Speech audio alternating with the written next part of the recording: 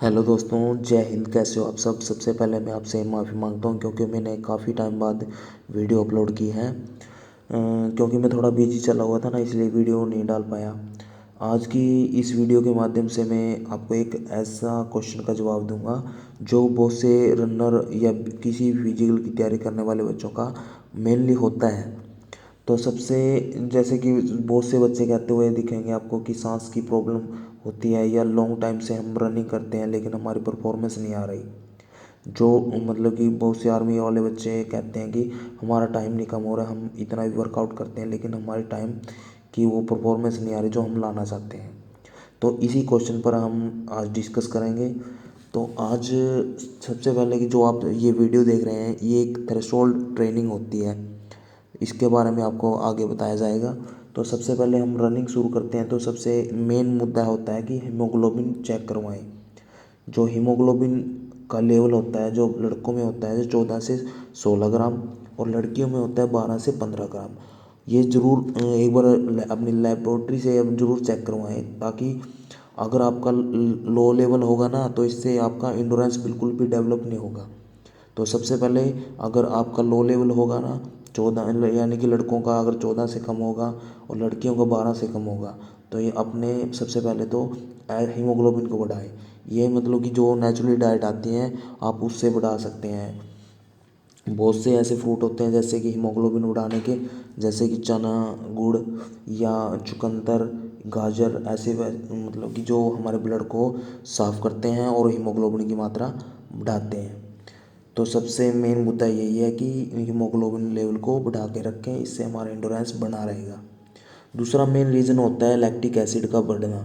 जैसे हमारी बॉडी में एक लैक्टिक एसिड होता है, अगर हम तेज़ दौड़ते हैं तो वो सबसे ज़्यादा बढ़ने लगता है। इससे हमारी बॉडी थकावट फील करती है और सांस फूलने लगती है। ये मतलब साइंस के माध्यम से देखें ना, तो ये काम कैसे करता है।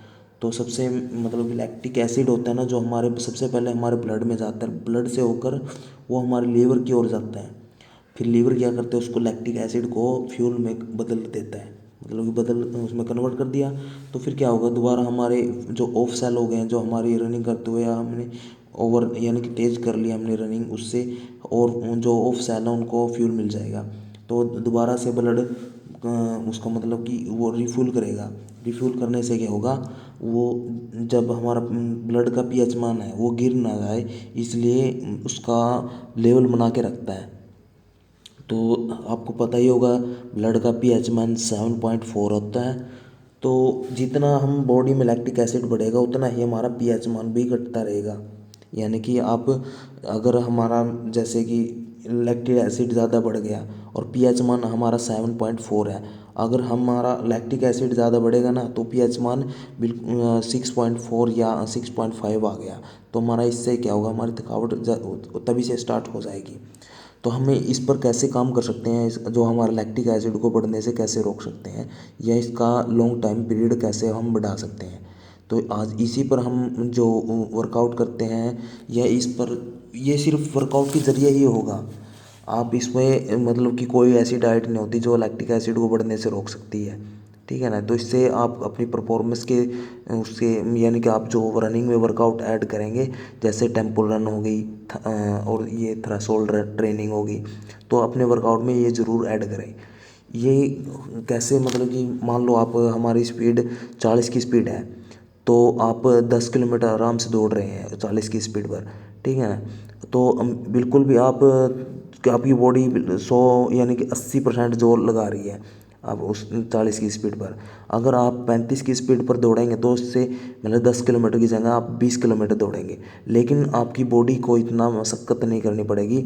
जहाँ पर आपका लैक्टिक एसिड बढ़ने लगता है, तो उस पीप तक चलकर आप वापस आ रहे हैं। इससे क्या होगा, आपका जो लैक्टिक एसिड पॉइंट होता है ना, वो बढ़ने लगता है, ठीक है। तो आप अपनी जो रेपिटेशन है उसको एक समान रखें, ताकि आपको ज़्यादा रेपिटेशन में ज़्यादा हार्डनेस ना हो।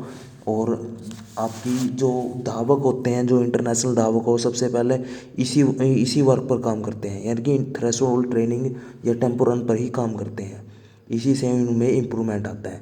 बहुत से बच्चे हैं यही गलती करते हैं, जैसे स्पीड में रखते हैं अपनी बॉडी को, वो लैक्टिक एसिड तेज़ी से बढ़ जाता है और इससे हमारी बॉडी जल्दी जल्दी थकावट हो जाती है।